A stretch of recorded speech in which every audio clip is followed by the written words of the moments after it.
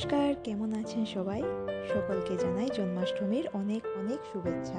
অনেক দিন আগেই আমাকে একজন বলেছিলেন যে কৃষ্ণ থিমের উপর একটা লিপন আর্ট করে দিতে, কিন্তু কিছুতেই ভেবে পাচ্ছিলাম না, জানেন কিভাবে আর্টটা করব। অবশেষে অনেক ইন্টারনেট ঘাটাঘাটির পর একটা প্রেফারেন্স খুঁজে পেলাম।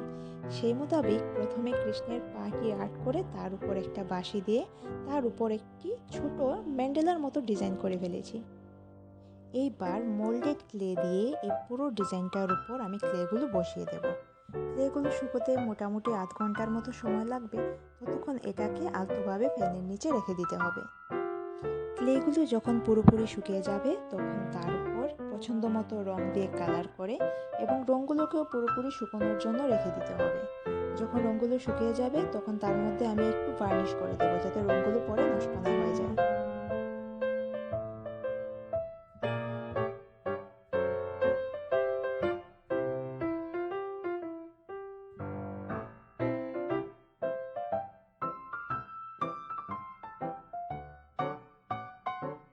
এবার হলো আমার ফেভারিট পার্ট, অর্থাৎ এই মিররগুলো বসানো।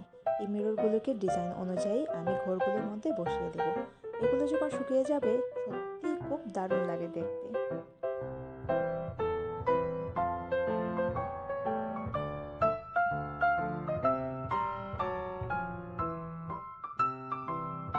মিররের কাজগুলো শেষ করার পর ফাইনাল লুকটা কিছুটা এরকম আসবে। আপনাদের কেমন লাগলো জানাতে ভুলবেন না কিন্তু। আজকের জন্য বিদায় নিচ্ছি, দেখা হচ্ছে আগামী ভিডিওতে।